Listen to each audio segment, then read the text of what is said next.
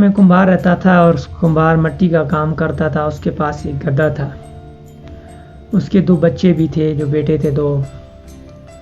جب 2 اس کے بیٹے تھے تو اس کا جو بڑا بیٹا تھا اس کے ساتھ کام میں ہاتھ بڑھاتا اور کام وہ اپنے والد صاحب کے ساتھ مدد کرتا رہتا. اس کا جو چھوٹا بیٹا تھا وہ ان پڑھ گوار تھا, بڑا بیٹا پڑھا لکھا تھا. تو کچھ دن گزرے, اس کی بیوی فوت ہو گئی. تو اس کی بہن آ کے اس کو کھانا بنا کے دیتی تھی کمبار کو. اور اس کی بہن نے کہا کہ بھائی تم اپنے بچوں کی شادی کرا لو تاکہ یہ اپنی ذمہ داری خود اٹھا لیں. جب بچوں کی شادی کرا دی تو دونوں بچوں کی شادی کرا دی تو گھر کا خرچ بڑھنے لگا, کیونکہ جو افراد بڑھنے لگے تو گھر کا خرچ بڑھنے لگا. اور کمبار بیمار رہنے لگا. تو کمبار بیمار جو رہنے لگا تو کمبار فوت ہو گیا. اس کے 2 بیٹے جو تھے, بڑا بیٹا اور چھوٹا بیٹا. تو ساری ذمہ داری جو بھی گھر کی تھی بڑے بیٹے پہ آ گئی, اور بڑا بیٹا گھر کا کام بھی کرتا اور نظام کو سب کچھ وہی سنبھالتا. تو اس کی بیوی نے کہا کہ اپنے بھائی کو کہو کہ کام کاج کرے تمہارے ساتھ, یا کوئی کام کاج کرے. اس سے تو خرچ نہیں چل رہا, تم اکیلے کب تک پورا کرو گے, نہیں تو ہم دوسرے شہر چلے جائیں گے اس کو چھوڑ کے. تو اس نے اپنے بھائی کو بولا. اس کے بھائی نے اس کی نہیں سنی, اور اس نے کیا کیا, سامان لے کے اپنے سسرال چلا گیا اور ادھر جا کے مزدوری کرنے لگا, دیہڑی پہ کام کرنے لگا. وہ تو بڑا بیٹا اس کا نظام ٹھیک چل رہا تھا. اس کا چھوٹا بیٹا تھا, اس کے پاس گدھا رہ گیا اور خود رہ گیا. اس نے کیا کیا کہ وہ گھر کی چیزیں بیچنے لگا. اس کے پاس اتنے پیسے بھی خرچ ہو گئے اور گھر کی چیزیں بیچنے لگا تو باقی چیزیں رہ گئی. تو اس کی بیوی نے کہا کہ ہم کب تک یہ نظام چلائیں گے گھر کی چیزیں بیچ کر.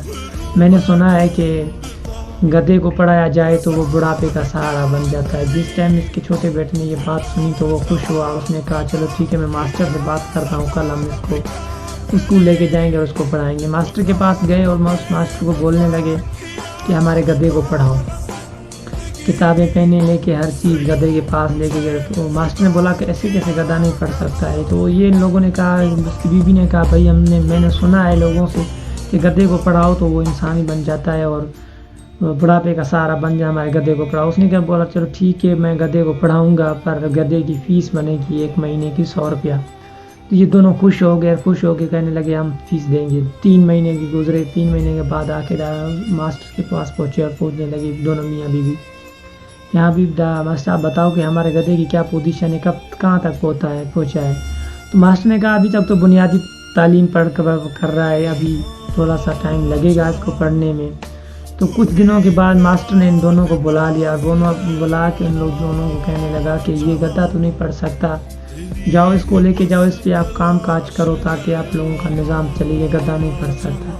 تو ان دونوں میاں بیوی کی عقل ٹھکانے آ گئی اور سوچ سمجھ جتنی تھی ان کو سمجھ لگنے لگی کہ گدھا نہیں پڑھ سکتا, اور ہم لوگوں کی یہ جو سوچ تھی غلط تھی. اور ان لوگوں نے کیا کیا, گدھے کو لے کے آئے اور وہ سارا ہی مٹی والا کام شروع کیا, اور مٹی کے برتن بنا کے یہ گھر کا اپنا نظام چلانے لگے. ان کا نظام پٹری پہ آ گیا اور سیدھا سادہ.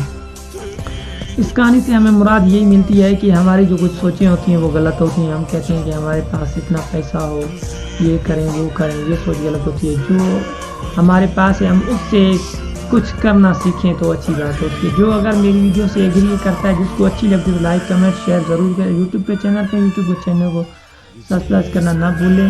فیس بک پیج کو فالو کرنا نہ بھولیں. تب تک کے لیے گڈ بائے, اللہ حافظ, سلام و دل میں خوش آمدید.